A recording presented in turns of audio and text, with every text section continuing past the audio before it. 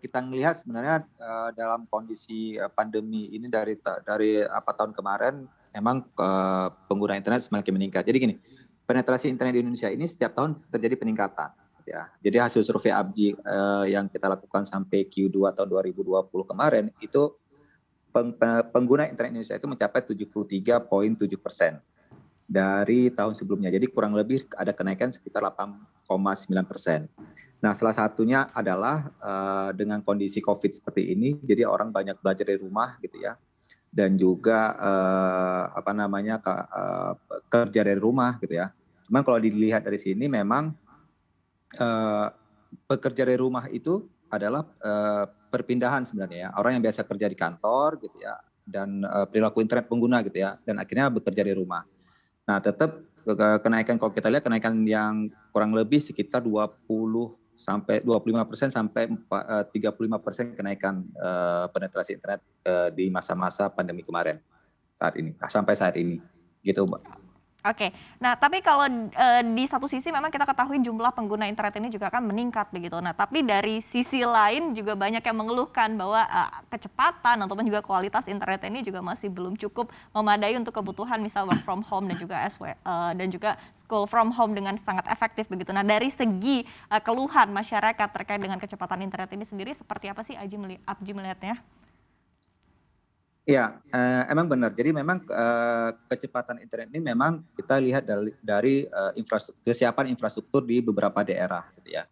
Eh, Indonesia ini kalau kita lihat, kita bicara geografis, posisi Indonesia ini adalah terdiri dari pulau-pulau gitu ya. Terus juga ada beberapa daerah yang memang infrastrukturnya sampai saat sekarang ini masih sangat kurang gitu ya. Dan juga ada daerah-daerah yang memang sama sekali tidak punya koneksi internet ya. Walaupun ada mungkin kapasitasnya yang cukup kecil.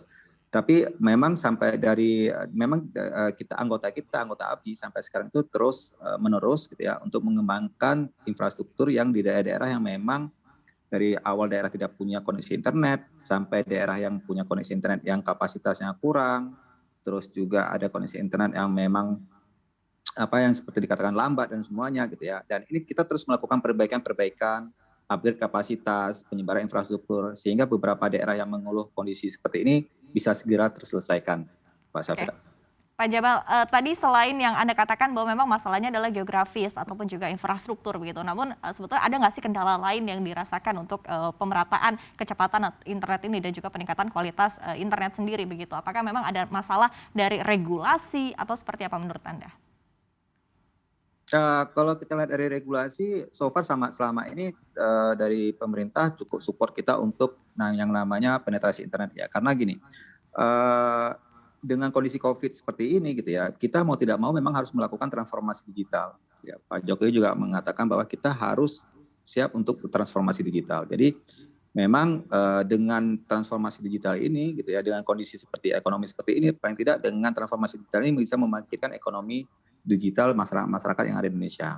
So far sih selama ini kita kalau koordinasi dengan teman-teman di sisi pemerintah, dari sisi regulasi kita bisa lah ngobrol gitu ya, nyari-nyari solusi bagaimana agar percepatan ini bisa terus. Jadi dan ini kan menjadi tanggung jawab bersama, bukan hanya tanggung jawab dari sisi pemerintah, tapi juga tanggung jawab kita bersama dari sisi anggota ABGI gitu ya, untuk bagaimana penyelenggara jasa bisa masuk ke daerah-daerah dengan mudah gitu ya, daerah-daerah yang memang sekarang membutuhkan koneksi internet yang cepat.